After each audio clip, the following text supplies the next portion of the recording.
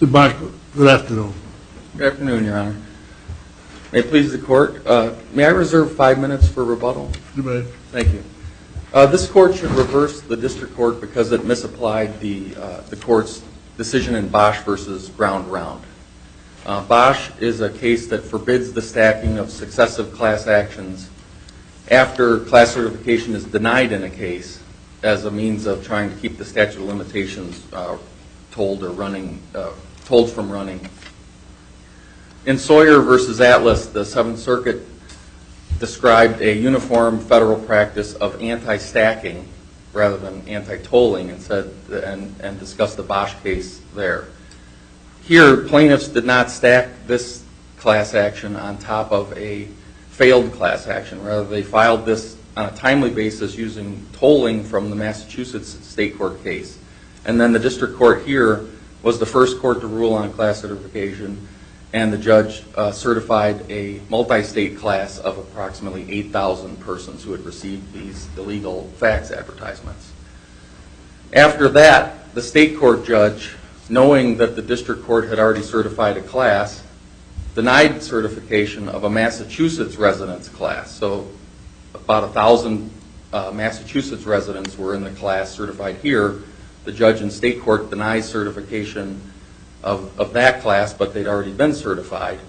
And in her opinion, she notes that the cases basically were running parallel with the same attorneys on both sides and had shared discovery. The denial of a Massachusetts residents class in the state court case should not have affected this case at all because the class was already certified. Let me ask you a procedural question. As I understand it, the defendant moved for summary judgment against the entire class and the named plaintiff based on the statute of limitations. The court then set a deadline for you to respond to that motion. You didn't respond to it, and the court then dismissed it.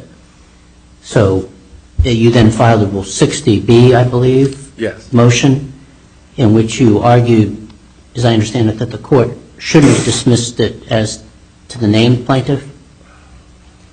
So how do you even raise on appeal now the question of whether the summary judgment should have been entered, since you didn't file any opposition before the district court ruled?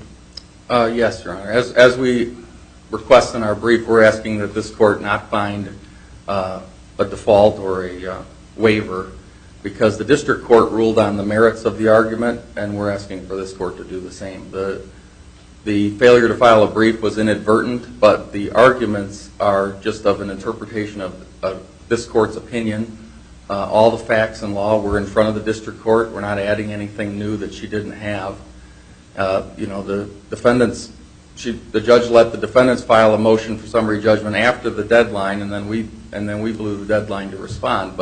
So you seem to be saying, if I understand you correctly, that any time a district court makes a ruling of law, that neither of the parties need to say anything and can have it reviewed de novo. Well, I think that this court's case law supports that exception in some cases, and it would be a case like this one where it's an issue of law where we didn't file a brief, for example, and leave out points that we were trying to, there's no ambush here. There's not really any prejudice to them. The same things that we're arguing are things that would be raised from reading the case without an argument from us. What's your best case for this standard of review? In other words, that we would review this just as if you had not responded below? I think that would be the Montalvo case that we cited. To correct a point that you made in your question, however, the district judge didn't grant summary judgment against the certified class. She granted summary judgment against the named plaintiffs because she denied, the first part of the ruling is that she denies our request to approve the class notice and notify the class. So she essentially decertified the class then? Yeah, maybe. I don't think we realized that at the time, but when she denies our request to send notice, she's basically saying she's not going to rule on the merits of the class because she can't, because Rule 23 is not going to allow that. And that's better for the class than if she, in other words, she did give a break to the class. She didn't enter summary judgment against the class. She, by not sending out the notice, effectively decertified the class, which means all class members' claims, to the extent they can get individual tolling, still exist. Well, not really, because she shouldn't have granted summary judgment on the statute of limitations grounds. So maybe she helped us out by decertifying the class in effect, because then the class didn't lose on the statute of limitations issue, but the individual plaintiff has lost. Yeah, and the Bosch case doesn't support summary judgment in this situation where, in the Crown Court case, as we explained in our brief, the Crown Court case, which is cited in Bosch, says that the statute of limitations is tolled until class certification is denied. So if the state court denial of class certification has any impact on this case, what happened was, at that point, the statute of limitations started running again. And our case was already on file, so obviously the statute's not going to run against that. And the class was already certified, so there was no reason for any class member to do anything when the class cert was denied in state court.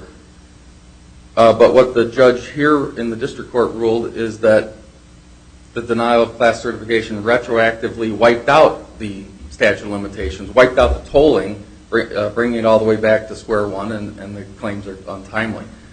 And that's not supported by Bosch or any other case that the defendant cited, or that I am aware of.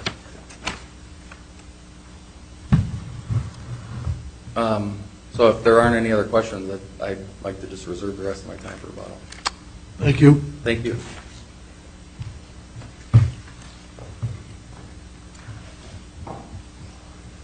Mr. Ober, good morning. Good afternoon, Your Honors. Afternoon, I'm sorry. May it please the Court. My name is Scott Ober. I represent Interstate Mat Corporation. And to touch on an issue that Judge Kayada was just addressing in terms of the waiver argument, counsel indicated that there was no ambush here because there were no arguments put forth. Well, that would suggest to me that it's a total ambush here. The Interstate Mat would suggest that the plaintiffs in the class have waived all of their arguments here by failing to oppose the summary judgment in any fashion and only raising those arguments in connection with its motion to clarify or a motion to reconsider the court's order on the summary judgment. So as to the issues that they raise now in opposition to or in support of their appeal, I would suggest that those arguments are waived. But notwithstanding that, Your Honors, I would suggest that the substantive law suggests that their attempt at stacking class actions in this case is improper and is not what is allowed by the tolling rules that was set forth by the Supreme Court in American Pipe and Crown and Cork. Could you tell us your view of the judgment as it now stands? Is there a judgment against the class members? I would submit that there is, Your Honor. Were they ever given notice of the class action? Notice had not been issued. Then how could you bind class members if Rule 23 notice hadn't been given in a damage action? Well, that was one of the issues that was raised in the motion that had been filed by the plaintiffs following the entry of summary judgment. In that motion, they specifically sought for the court to decertify the class. The judge denied the motion in total. She didn't issue any memorandum of decision, so we don't know the basis for the decision. But as part of their motion for clarification and reconsideration following the summary judgment order, part of that request was to decertify the class, and the judge specifically denied that motion. Do you agree with me that in a damage action, each class member is entitled to individual notice unless individual notice can't be given for some reasons? Correct. That's the norm. Correct. And that's a constitutional due process right that they not be deprived of their cause of action without even knowing that it's going on. Well, they're deprived of their cause of actions here because the statute of limitations expired. Well, that's another way of saying the judgment is binding on them. they haven't had their day in court. Correct. So how can you say they're bound?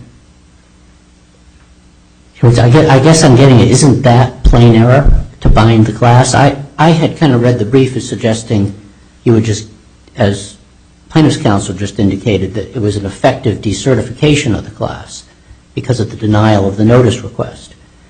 And that I'm okay. But if you're saying that this wasn't an effective decertification, that this was actually a judgment against class members who had never been given notice in a 23B action, then isn't that plain error?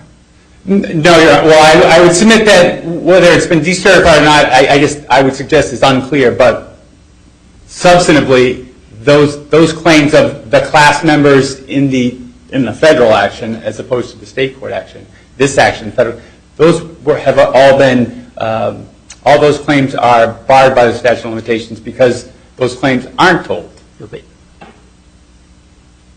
No court other than this one has ruled that. That's your position, that they're barred by the statute of limitations. Correct. Okay. The only court that has accepted your position with respect to these class members is this district court in this action. Correct. Right. And it did so without telling the class members that they were even in a lawsuit. Correct. Isn't that plain error? No, I would submit that then, again, as to the decertification issue, I would suggest that is unclear. And to the extent that it's implied based on the judge's ruling that it has been decertified, again, that would be unclear based on how the judge ruled. But notwithstanding that. Well, I sort of thought this was actually a pretty slam dunk action until I hear now that if we affirm you, you're going to go out here and claim that all these class who had no idea that their rights were being adjudicated. As to the class representatives, Your Honor. No, I'm talking about the unnamed class members. The whole class, what is it, 8,000 of them? Correct. To the extent that, again, I guess it is unclear as to how the court ruled on the decertification issue. The judge, I don't think, expressly expressed an interest, but I would suggest to the extent that Your Honor is suggesting that there isn't a dispute that those class members did not receive notice, and to the extent that the judge ruled on the summary judgment as to the class members, those class members are representative of those claims. So I guess I'm not suggesting that it's necessarily binding on those class members in the sense that they weren't given notice. It is binding on the sense that they have the exact type. Let's cut to the chase. If a class member, unnamed class member, sues your client tomorrow over this exact same claim, are you going to answer with a statute of limitations defense, or are you going to also answer with a res judicata defense? It would be based on the statute of limitations, Your Honor. And you're not going to assert any res judicata defense? In other words, you'll treat it as if there was a decertified class? Correct. Because that is exactly what the plaintiffs in this case are attempting to suggest, that their claims are told because of the filing of the state court action. That is not what the Supreme Court rulings provide, nor is it what the First Circuit provides. Where the plaintiffs had a state court action pending, the statute of limitations was told for any potential class members within that class. Any potential class members would need to wait until the state court action ruled on the class certification issue. If at that point the court denied the class certification, as it did in this case, the class members then would be free to file suit within the remaining statute of limitations to either file their own separate suit or file a motion to intervene in the underlying action. Here, what the plaintiffs attempted to do was file an entirely new class action, or putative class action, with state court action ultimately was a motion relating to motion to certify a class involving just the Massachusetts residents. Here, in the federal court action, the plaintiffs sought to certify a class action for Massachusetts and non-Massachusetts residents. And as to the non-Massachusetts residents, well, they wouldn't have been part of the original class, and therefore tolling would not have applied to them. As to the Massachusetts residents who are part of the federal court action, well, their filing of the second class action in this court, again, is not tolled because they've got the pending Massachusetts state court action and are required to wait for the court to rule on that motion. And again, should the court at that point deny class certification as it did, then they would be free to file their own actions or move to intervene. What the plaintiffs would have the court do here is to allow plaintiffs to file multiple class actions involving the same or overlapping classes, and it taken to its extreme, the plaintiffs could file any number of class actions and then deal with deciding which court it deemed provided the best result to the class. And that's exactly what the courts are trying to avoid by using the class action mechanism. It's designed to actually prevent the additional motions to intervene and the additional suits from being filed either by individual class members or by additional class members. So for that purposes, Your Honor, unless you have any other questions, I would rest the remainder on my brief. Thank you. Thank you.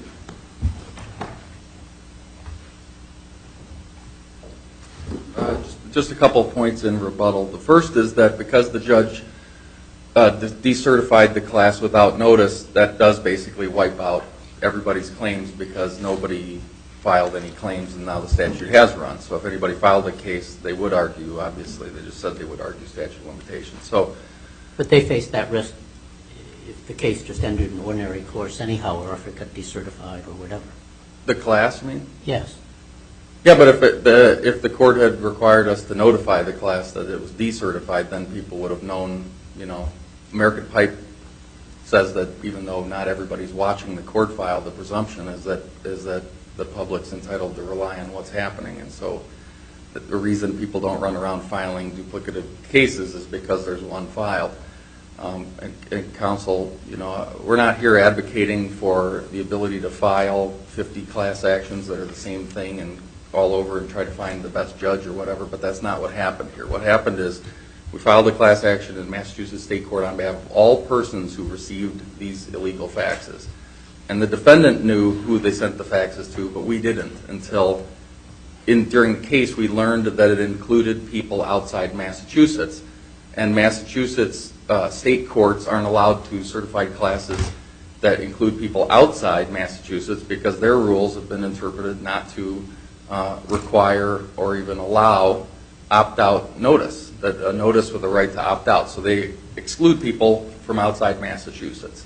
So we had another person who was interested in filing the case who happened to be a Massachusetts resident. That person agrees to leave the Massachusetts State Court case, file a new class here on behalf of everybody as a way of bringing in the non-Massachusetts class members. And then the cases proceeded together. There was no skullduggery or anything, and federal court cases happen to move quicker than state court cases, and particularly in this instant. And in fact, after the judge certified a class in this case, the parties reached an agreement to ask the state court to stay the case. But by the time the motion was about to be filed, the judge had already ruled. Let me ask you this. If you preserved your argument, and if we were to accept it, then it seems to me you could wait till just before the statute of limitations was about to expire. It could be a 6-year statute, for example. You'd wait till 5.5 years.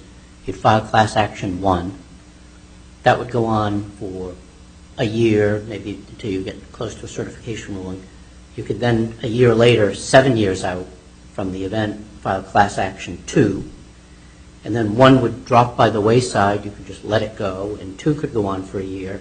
You could then file class action 3, a year out, 8 years out, and so on, perpetually extending the statute of limitations, under your view, until you ran out of jurisdictions.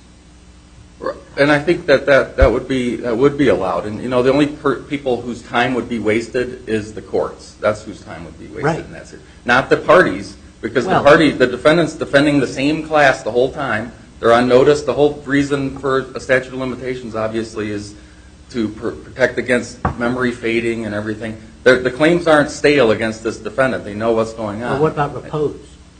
Well, I mean, there is no statute of repose issue in this case. There's no repose ever.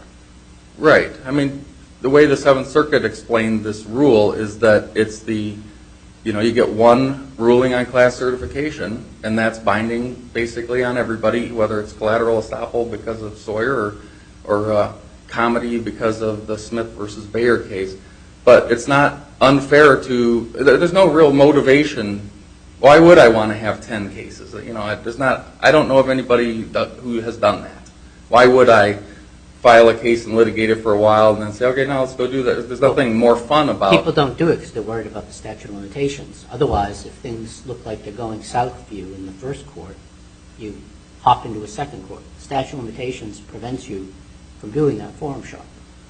But courts would allow that. What we could have done, and I don't know that they would have had as strong of an argument, is we could have just non-suited the first case. We could have said the first plaintiff has declared himself inadequate. He's not going to represent the class. And then file a second case. And everybody, including Judge Easterbrook on the Seventh Circuit, would say, that's fine. That kind of thing happens. Somebody agrees to file a case, then they don't want to be the class rep, and you have to file another case. And it's the similar kind of thing happened. Nobody's trying to game the system here. What we should have done is dismiss the state court case. And we didn't when we filed this case.